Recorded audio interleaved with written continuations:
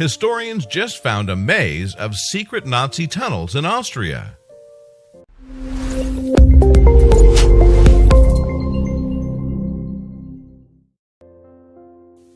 When tourists visit St. Georgen der Andergusen in Austria, they might deem it a quaint, quiet town at first glance.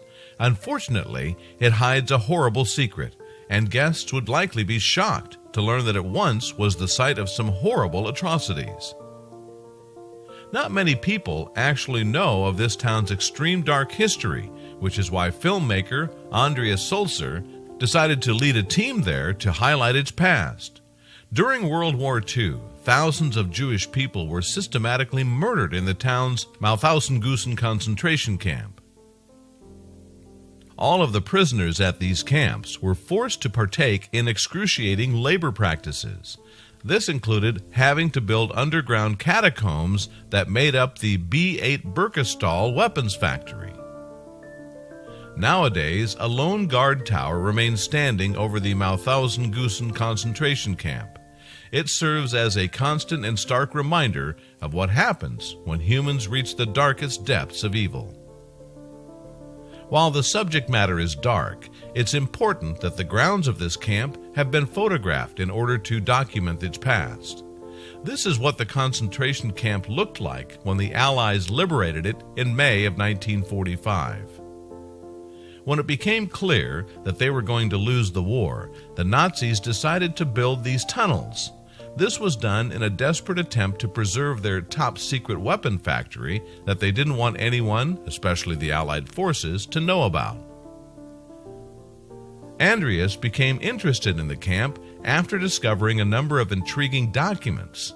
While there were many, the one that captured his attention the most was a letter penned by Austrian philosopher Victor Schauberger.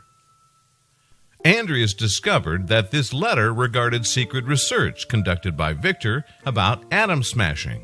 Additionally, there were some compelling documents from a high-ranking American agent that had been spying on the Schutzstaffel, or SS. Soon after, Andreas arrived with an excavation team to help him enter and explore the long-forgotten tunnels. After more than 3 years of excavation, his crew of historians and scientists found this Nazi helmet, covered in a layer of hardened mud.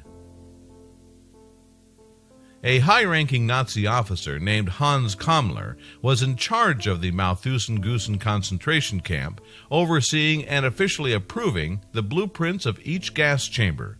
He even oversaw the prisoners' work on Messerschmitt Me-262, the first jet engine-powered airplane. According to Andreas and his crew, the SS commander of Mauthausen, Franz Zerius, seen in the middle of the photograph below, likely oversaw the hiding of the mass graves within the camp's endless tunnels.